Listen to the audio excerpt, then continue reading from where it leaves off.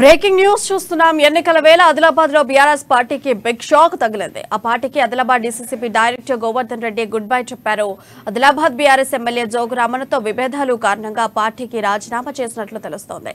అయితే ఇప్పటికే ఉమ్మడి ఆదిలాబాద్ లో జిల్లాలోని మంత్రి హరీష్ రావు పర్యటనకు దూరంగా ఉన్నవారు తన రాజీనామాను ప్రకటించారు. ఆయనతో పాటు మరికొంతమంది తెలంగాణ ఉద్యమకారులు కూడా ఉన్నట్లు తెలుస్తుంది. ఇక బీఆర్ఎస్ కు రాజీనామా చేసిన గోవర్ధన్ రెడ్డి ఆదిలాబాద్ కాంగ్రెస్ అభ్యర్థి కంది శ్రీనివాస్ రెడ్డికి మద్దతు ఇచ్చేందుకు సిద్ధమయ్యారు.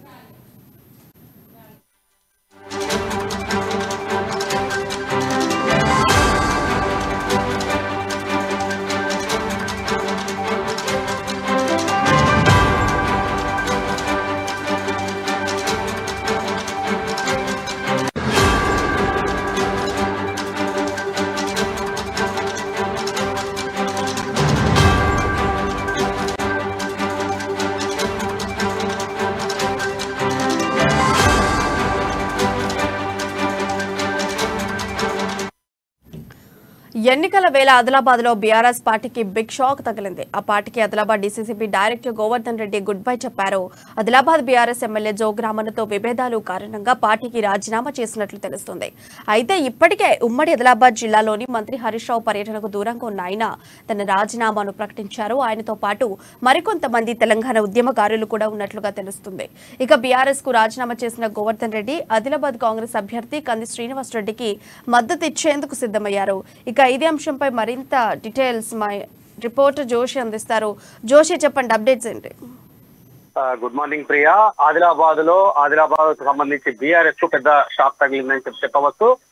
దశాబ్దాల రాజకీయ అనుభవం కలిగి ఉన్నటువంటి బాలూరి గోవర్ధన్ రెడ్డి, ఆయనను బీజీఆర్ గా పిలుచుకునేటటువంటి నాయకుడు. ఈయన జేనత్ మండలం ప్రాథమిక వ్యవసాయ సహకార సంఘం PSCS చైర్మన్ గా ఉన్నారు. అయితే ఈయన బీఆర్ఎస్ కు రాజీనామా చేసి కాంగ్రెస్ పార్టీలో నేడు రేవంత్ రెడ్డి సమక్షంలో, టీపీసీ అధ్యక్షుడు రేవంత్ రెడ్డి సమక్షంలో కాంగ్రెస్ కడప కప్పుకోనున్నారు. అయితే దాదాపు 3.5 దశాబ్దాల రాజకీయ అనుభవం కలిగి ఉన్నటువంటి బాలూరి గోవర్ధన్ రెడ్డి గత చాలా ఎన్నికల్లో కూడా అటు టీడీపీ హయాం నుండి కూడా రామన్న, ఎవరైతే ఇప్పుడు ప్రస్తుతం ఉన్నటువంటి ఎమ్మెల్యే జోగు రామన్న ఉన్నారో, ఆయన విజయాల్లో కీలక పాత్ర పోషించినటువంటి వ్యక్తి. అలాగే ఏ సబ్జెక్ట్ అయినా సరే చాలా పట్టున్నటువంటి వ్యక్తి, రాజకీయాల పట్ల పూర్తి అవగాహన కలిగి ఉన్నటువంటి వ్యక్తిగా ఈయనకి ఇక్కడ మంచి పేరున్నటువంటి పరిస్థితి. అయితే ప్రస్తుతం ఉన్నటువంటి పరిస్థితుల్లో ఈయన బీఆర్ఎస్ కు రాజీనామా చేయడం అనేటటువంటిది ఒక పెద్ద లోటుగా బీఆర్ఎస్ కు చెప్పవచ్చు. అయితే ప్రస్తుతం ఉన్నటువంటి పరిస్థితుల్లో గత కొంతకాలంగా, అంటే గత వ్యవసాయ సహకార సంఘాలకు సంబంధించినటువంటి ఎన్నికల సమయంలో DCCB చైర్మన్ పదవికి సంబంధించి ఈయన గట్టి పోటీదారుగా ఉన్నటువంటి పరిస్థితి. అయితే అప్పట్లో ఈయన DCCB అధ్యక్షుడు అవుతారు అనేటటువంటి టాక్ నడిచినప్పటికీ కూడా ఆయనకు పదవి రాకుండా అప్పుడు మంత్రిగా ఉన్నటువంటి, అంటే ప్రస్తుత ఎమ్మెల్యే జోగు రామన్న మోకాలడ్డారు అనేటటువంటి ఆరోపణలు అప్పట్లో వెల్లువెత్తాయి. అయితే అప్పటి నుండి కూడా కొంత అసంతృప్తిగా ఉన్నటువంటి బాలూరి గోవర్ధన్ రెడ్డి ఇటీవల ఆదిలాబాద్ జిల్లా కేంద్రంలో నిర్వహించినటువంటి హరీష్ రావు కార్యక్రమం ఏదైతే బీఆర్ఎస్ ఎన్నికల ప్రచారానికి సంబంధించినటువంటి సభకు కూడా హరీష్ రావు టూర్ కు కూడా దూరంగా ఉన్నటువంటి పరిస్థితి.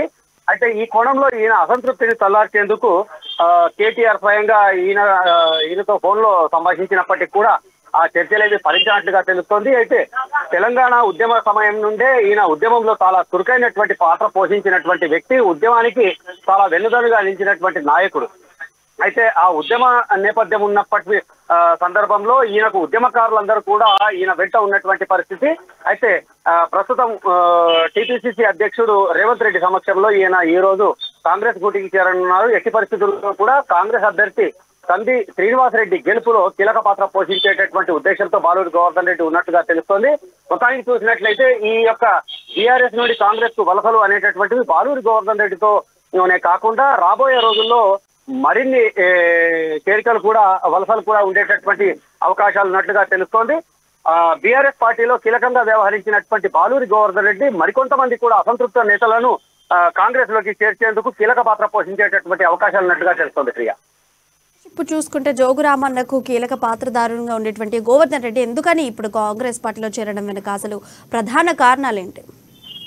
వాస్తవంగా బాలూరి గోవర్ధన్ రెడ్డి ఉన్నటువంటి రాజకీయ అనుభవాన్ని పూర్తిగా వినియోగించుకున్నటువంటి గతంలో టీడీపీ హయాంలో, అలాగే టీఆర్ఎస్ లో చేరిన తర్వాత కూడా జోగురామన్నకు సంబంధించినటువంటి ప్రతి విజయంలో కూడా బాలూరి గోవర్ధన్ రెడ్డి పాత్ర కీలకమని చెప్పవచ్చు. అయితే తన విజయాలకు ఈయనను వాడుకున్నప్పటికీ కూడా పదవుల విషయంలో మాత్రం పూర్తిగా నిర్లక్ష్యంగా వహించడమే కాకుండా పూర్తిగా పక్కన పెట్టినటువంటి పరిస్థితి.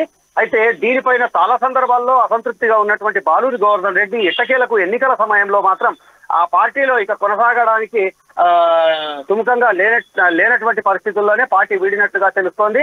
అయితే ఈయన పార్టీ వీడటానికి సంబంధించి కనీసం ఇప్పుడు ప్రస్తుతం ఉన్నటువంటి బీఆర్ఎస్ అభ్యర్థి ఆయనను అన్వయించేటటువంటి పరిస్థితులు కూడా లేనటువంటి సిచ్యువేషన్.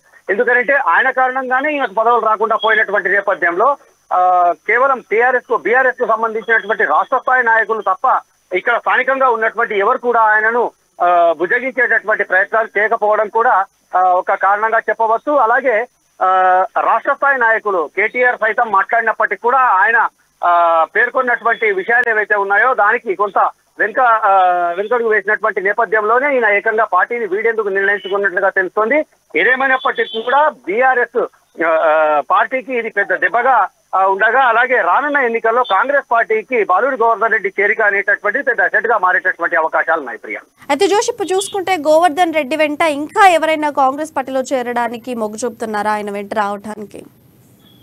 ఇదివరకే చాలా మంది కాంగ్రెస్ పార్టీకి సంబంధించినటువంటి ఆదిలాబాద్ అభ్యర్థి కంది శ్రీనివాస్ రెడ్డితో టచ్ లో ఉన్నట్లుగా తెలుస్తోంది. అలాగే మరికొంతమంది కాంగ్రెస్ పార్టీకి చెందినటువంటి ఉమ్మడి జిల్లానే కాకుండా రాష్ట్ర స్థాయి నాయకులతో కూడా టచ్ లో ఉన్నట్లుగా తెలుస్తోంది. అయితే ఇప్పుడప్పుడే అంటే ఇంకా వాళ్ళు నిర్ణయం ప్రకటించినటువంటి నేపథ్యంలో ఆ పేర్లేవి కూడా బయటకు వెల్లడించినటువంటి పరిస్థితులు ఉన్నప్పటికీ కూడా దాదాపుగా ఇంకో 60 మంది బీఆర్ఎస్ నాయకులు కాంగ్రెస్ వైపు వచ్చేటటువంటి అవకాశాలు మాత్రం ఉన్నాయి ప్రియా. జోషి ఇప్పుడు చూసుకుంటే గోవర్ధన్ రెడ్డి రాజీనామా పట్ల జోగురామన్ ఏమైనా స్పందించడం జరిగిందా? వాస్తవంగా జోగు రామన్నకు ఇది చాలా పెద్ద లోటుగానే ఉన్నప్పటికీ కూడా ఆయన దీనిపైన ఇంతవరకైతే స్పందించినటువంటి పరిస్థితి. చూడాలి రాబోయే సమయంలో ఆయన దీనిపైన ఏ విధంగా స్పందిస్తారు, అసలు స్పందిస్తారా లేదా అనేటటువంటిది కూడా. ఎందుకంటే ఆయన కారణంగానే ఆయన మనస్తాపానికి గురైనటువంటి అసంతృప్తికి గురైనటువంటి నేపథ్యం కాబట్టి దీనిపైన ఆయన అసలు స్పందిస్తారా లేదా అనేటటువంటిది కొంత వేచి చూడాల్సినటువంటి పరిస్థితి Priya. Joshi, thank you for updates.